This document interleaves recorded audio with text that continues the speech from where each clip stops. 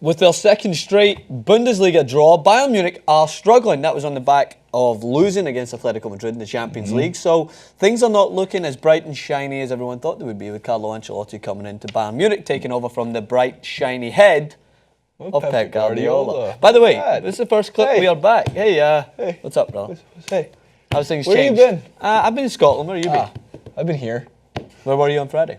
Friday, I was, family was in town. There was it's going to get very Jewish, there was a bar mitzvah.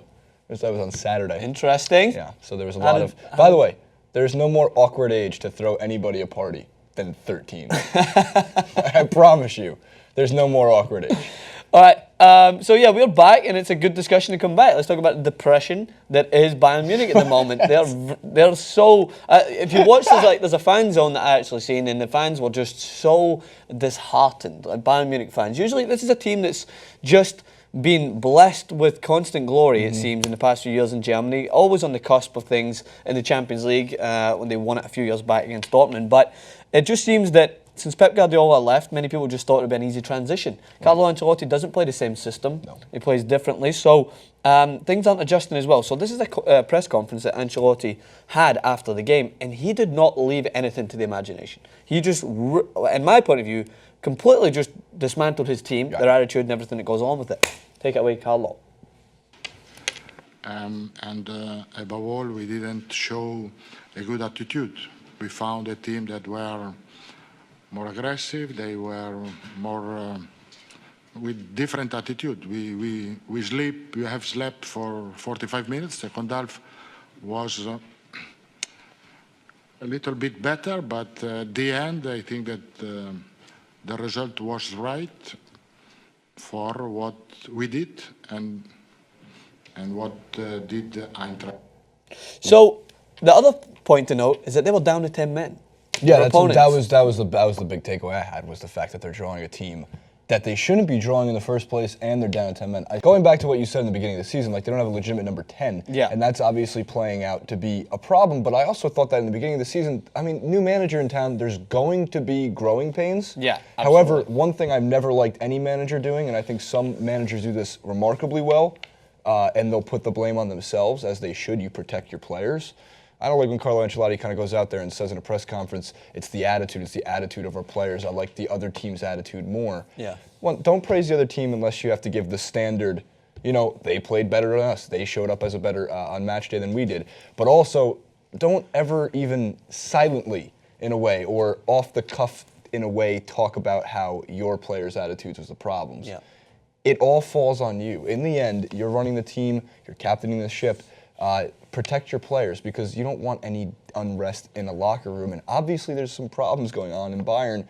I don't think end of the world problems. No. I just think they back-to-back draws, a Champions League match on Wednesday. Yeah. And it's not like they have a lot of time in between these games to get things back together. It doesn't seem like a manager that's in control, which is very surprising, because this is a very composed man. He rarely shows any emotion. I remember when they scored the last-minute equaliser against Atletico Madrid in the Champions League final. Yeah. He was just like, all right, let's go forward. And I like that about him. But the thing that has surprised many people is that he's not running his standard 4-4-2. And at times it does adjust and it goes into that. But if you look at his lineup at the weekend, he's got a front three of Robben, Müller and Kingsley Coman. No Lewandowski starting. Yeah. He's kind of fluctuated back and forth between that. Lewandowski started very well at the start of the season. So whether or not it's some niggling injuries, maybe he's got the Champions League in his mind and thought that his depth could take him through in this result. But the one thing that's surprising, despite what he wants to do to fluctuate in the final third, they shouldn't be conceding 2 goals, because they have one of the most dominant back fours, back five when you include Manuel Neuer, Lam, Boateng, Hummels and Alaba. That is FIFA's best 5 rated players, like defensively. That's true. So you just don't understand how they're able to even concede. And this is a worst run of games, worst run of results in 18 months. And that just shows again how dominant Bayern were. And many people would discard Guardiola simply because he wasn't able to deliver them a Champions League.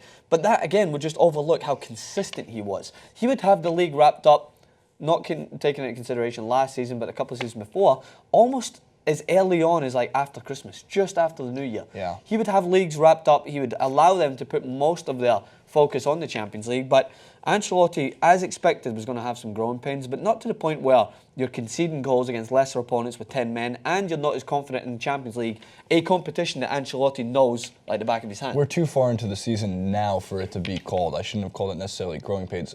Well, I was referring more to I was expecting a slower start as compared to last year's, but now a slower start, you're about to bleed into past the first quarter of the season. Yeah. You're going into your third or fourth Champions League match. Third, I believe, on Wednesday. Yeah.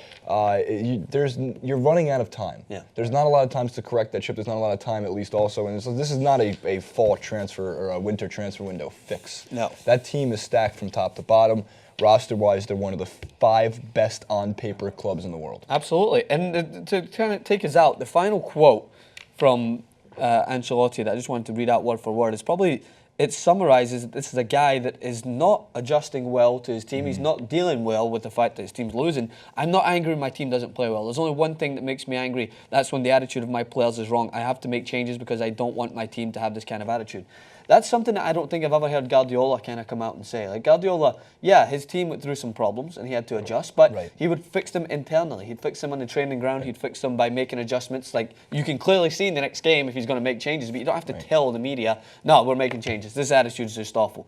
I think that shows a guy that doesn't trust his team as much and wants to kind of install a little bit of fear into these players more than anything, as if they're going to be like, oh, we need to start playing. Shit, Ancelotti's going to chop us up. But again, look at the players that are on the park. If there's an attitude problem with guys like Lam, Boateng, Hummels, Müller, these are guys that probably have the best attitudes in world football. Müller, one of them. They're just are dominant, hard-working players. So I don't know who he's going to bring in off the bench to kind of make these changes and fix this team. So we will see during the week, when they play against PSV Eindhoven. And by the way, it doesn't get easier after that. They go from Eindhoven to Champions League competing Borussia Mönchengladbach at the weekend. So they have 2 tough games. We'll see how it pans out for Bayern. Hit us in the comment section below. Are you delighted, as I'm sure you should be, that Jason and Francis are back on your screens? Let us know. Hit the like button. Let us know through subscribing, because that's a good way to let us know.